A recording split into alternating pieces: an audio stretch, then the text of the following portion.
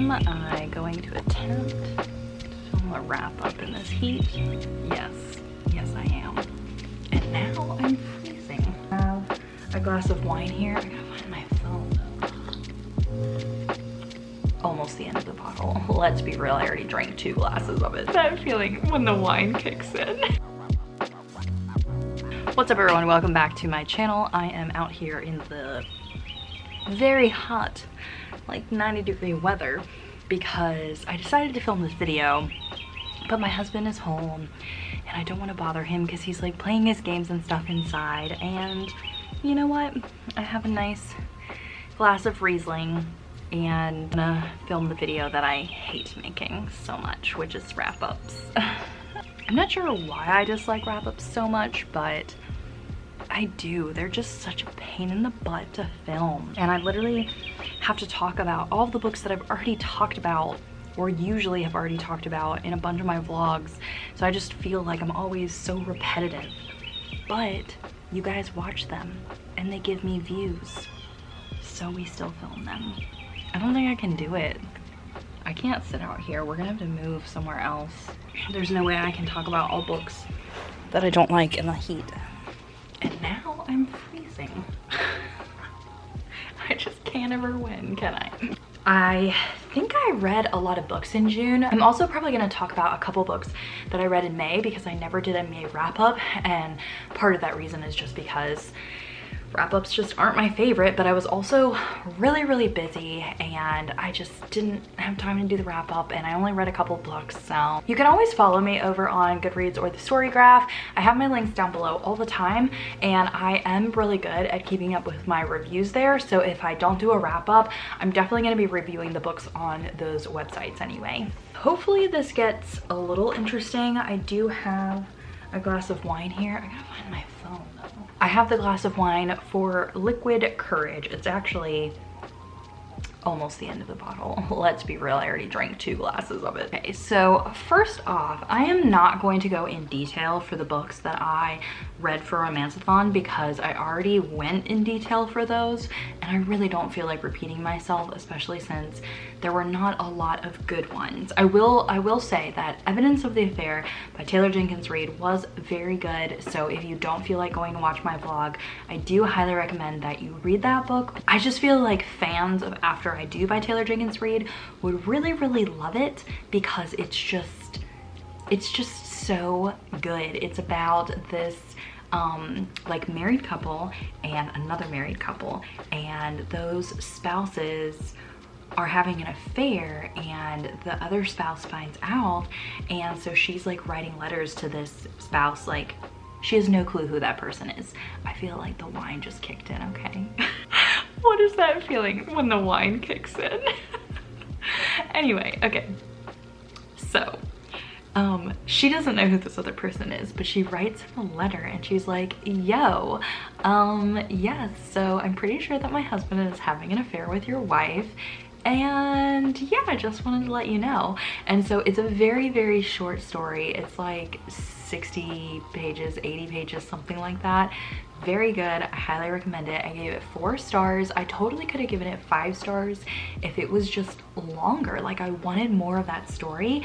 And when I find books like this, and also when I'm tipsy, just like, man, I love reading so much. You know, do you ever get in that like that mindset where you're like, oh my gosh, I am so glad I'm a reader? Yeah, I do. I get in that mindset quite often, actually. Okay, so some of the books that I read for RomanceAthon: The Last Goodbye by Fiona Lucas, I rated that 2 stars, and I'll just go ahead and link the whole RomanceAthon playlist up here for you guys, so that way you can easily go and listen to my full thoughts on these books, but that one was 2 stars. I read The Guy on the Right by Kate Stewart, and I also rated that one 2 stars. Evidence of the Affair by Taylor Jenkins Reid was a 4-star read. I read He Will Be My Ruin, and that one I am rating, I didn't put it on Goodreads yet, but I think it's gonna be a 3.5 star. That one's by K.A. Tucker, and it was like It was mostly a thriller with a little bit of like erotica romance aspect in it, but not like actually hardcore, okay? Then I read Someday Someday by Emma Scott,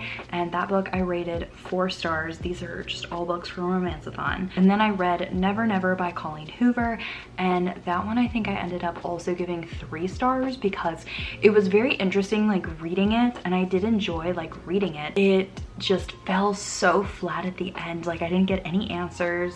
I was still so confused by the end, so it just got a 3 star. Okay, I think those were all the RomanceAthon books. So all the rest of the books I'll go into a little bit more detail unless I have a reading vlog for them, and then I'll just try and like tell you about the reading vlog.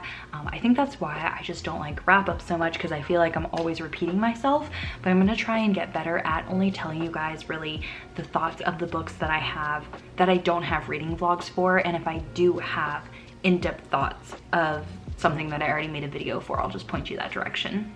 Okay, so unfortunately I read One Last Stop by Casey McQuiston, and I actually have a whole episode on the podcast that I do with Gwen. It's called Talk Bookish to Me, and it's this podcast that Gwen and I do together, and we do mostly bookish talk like themes, and then occasionally we do book discussions, and One Last Stop was a book discussion, and unfortunately I only rated it 1 star. It's the first 1-star book that I had for this whole entire year. So some of the problems that I had with it is I really don't like quirky characters, okay? Like I don't think that I'm a quirky character. I don't really, is it bad to say that I don't believe in quirky characters? Like, is anyone actually quirky?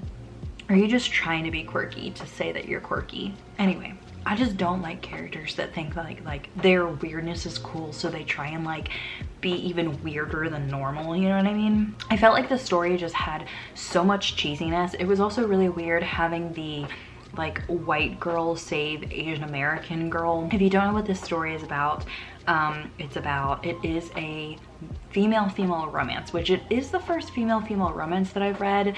And so I don't have a lot to base it off of, but I do think I prefer male romances, but I'm just going off of One Last Stop, I don't know. But it's about August and Jane, I think.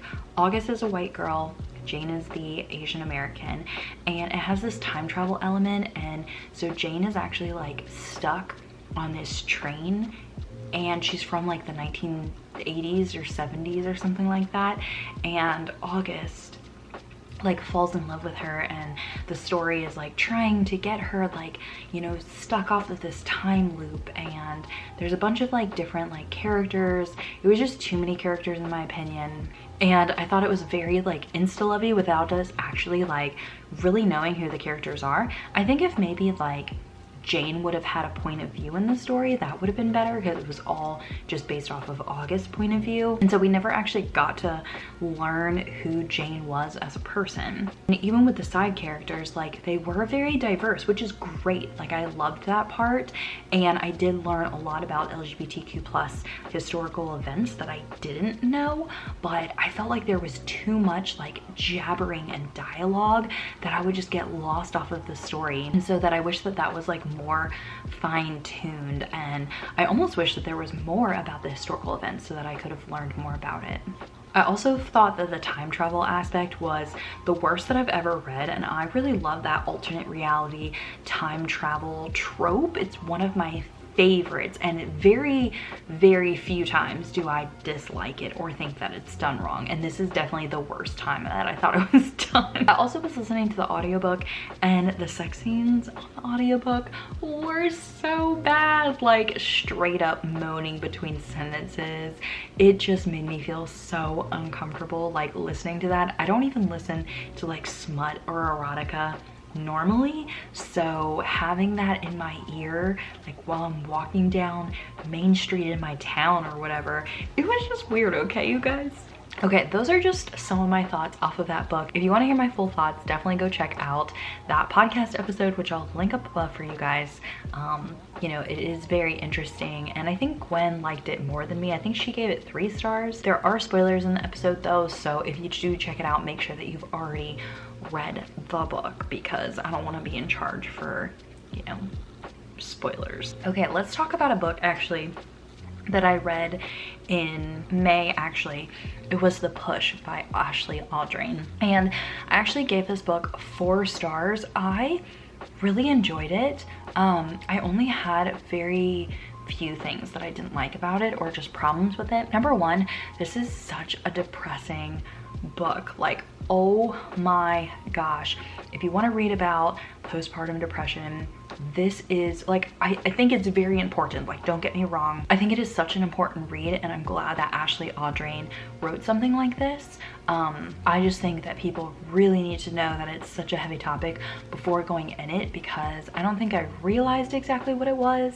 And I was at work listening to the audiobook, and I actually was like, I didn't want to talk to people because the book got me like so much into my feelings. I was like, oh my gosh, like I feel like the main character. Like, it's very good at making you feel that way. The reason that I couldn't give it full 5 stars is because I think that with the basis of this being about postpartum depression, I think that it should have ended differently.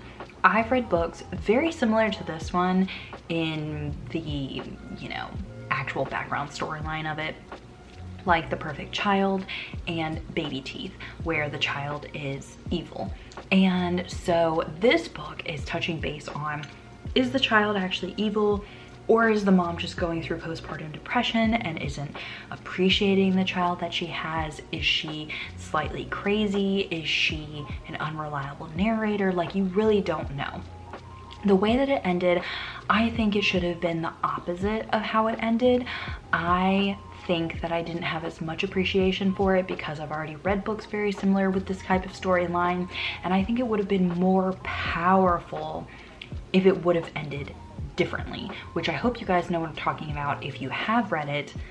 If you haven't read it, you probably have no clue what I'm talking about, but like, I can't say it or else it would be a huge spoiler. But I wish it would have ended differently. It would have been so much more powerful for me.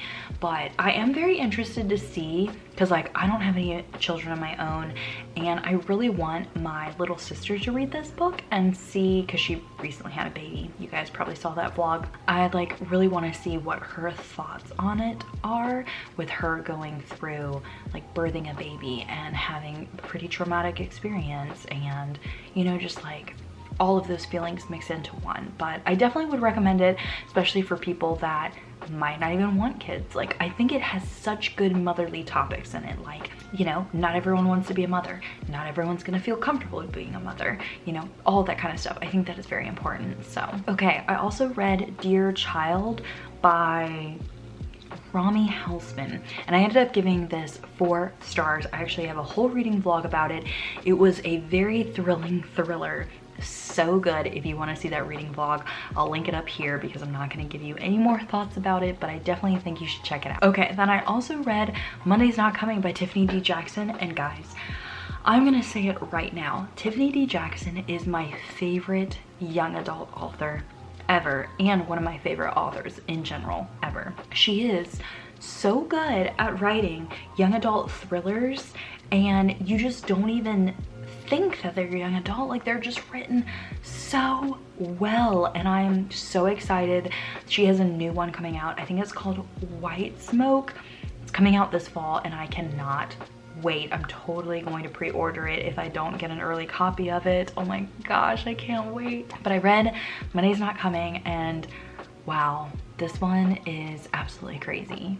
I gave it 4.5 stars. This one is about Claudia and Monday. They're like best friends in school.